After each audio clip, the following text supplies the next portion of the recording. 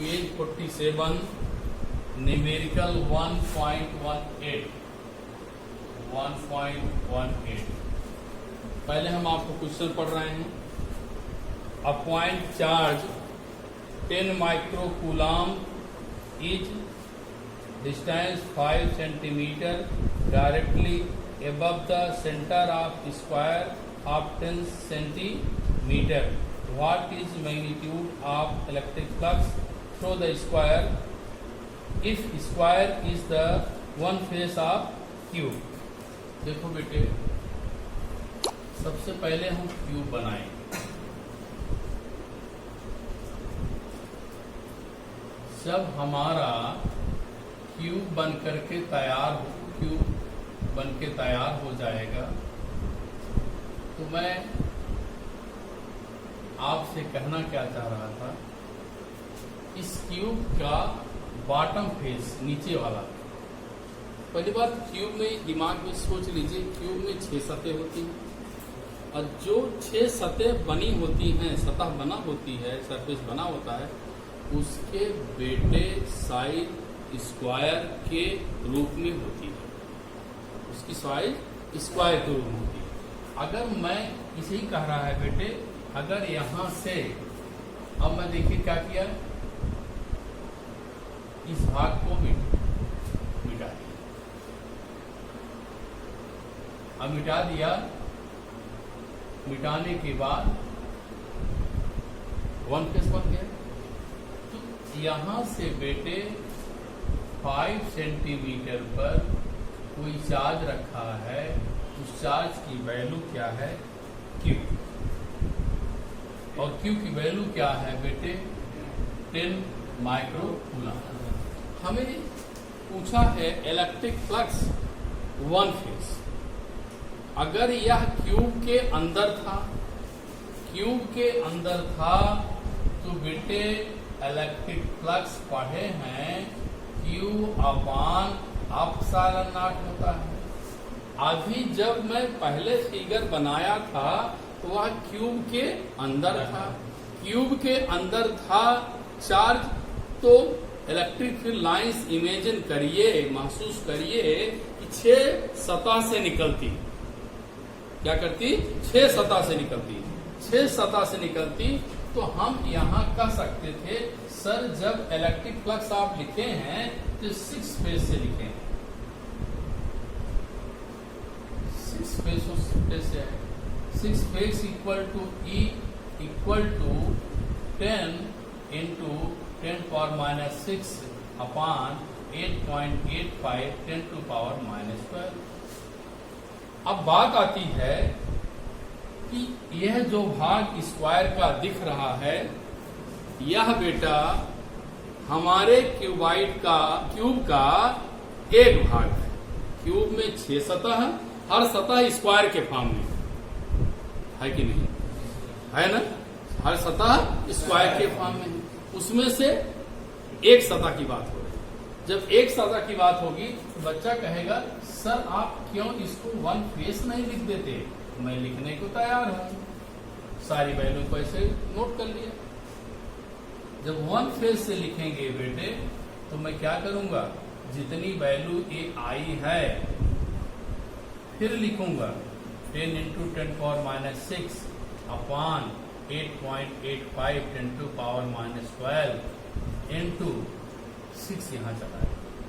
और इसको आप सॉल्व करेंगे अपने मोबाइल पर, आप लोग अब तो स्मार्टफोन मिल गए हैं, इतना आना चाहिए। Unit newton metre square upon बेटे कूलम का स्क्वायर। यह इलेक्ट्रिक फ्लक्स वन फेज का है। क्यों है? क्योंकि उसने कहा है magnitude of electric flux through square. देखिए हमसे क्वेश्चन घुमा लिया है, दिया क्यूब, अब पूछा स्क्वायर से। इसका मतलब हम सोचे स्क्वायर कहाँ है, स्क्वायर बेटे कहाँ है, क्यूब के सतह में है। तो 6 सतह से कितना, ये टोटल फ्लक्स है, total number of electric field line passing through any cross section area. तो ये टोटल है, टोटल का मतलब कै फेज से, 6 फेज से। एक फेज से निकालेंगे तब हम स्क्वायर के फॉर्म में आएंगे।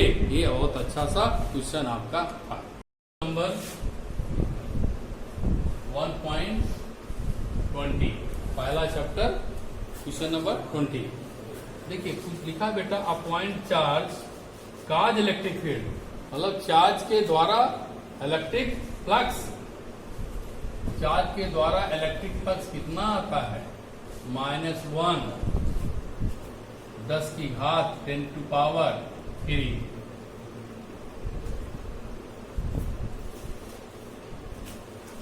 सपोज करते हैं बेटे वो चार्ज r रेडियस के किसी स्फीयर से क्लोज कर दिया गया है। अब आपको छोटी सी बात बताना चाह रहे थे। छोटी सी बात क्या बताना चाह रहे थे बेटे कि जब फाई ई का डेरिवेशन किया था तो क्या था? आप लोगों ने क्या लिखा था याद होगा? 1/4πε0 Q/r² इंटू क्या? 4πr²। बेटे 4πi सब कैंसिल, तो फाई किस पर मिला? Q/ क्या? It means Q is proportional to flux. ऐसे लिखो, अच्छा लगेगा। Flux is proportional to Q। Language में लिख लीजिए, फाई डिपेंड ऑन Q। इसका मतलब फाई किस पे डिपेंड करेगा? Q पे डिपेंड करेगा। किस पे डिपेंड करेगा? Q पे डिपेंड करेगा। सेम साइज पर डिपेंड नहीं करेगा। No change in R radius को no change in flux due to R क्या? Increasing R decreasing. इसके घटाने बढ़ा देने से, आर के घटा बढ़ा देने से मेरे फ्लक्स में नो चेंज, कोई परिवर्तन नहीं होना चाहिए, क्योंकि मैं बता दिया बेटे सब कुछ कैंसिल होने के बाद चार्ज बचता है और एक कांस्टेंट है। इट मीन्स जो फ्लक्स था वही फ्लक्स फिर हमको मिल जाना चाहिए। Newton upon coulomb into metre square.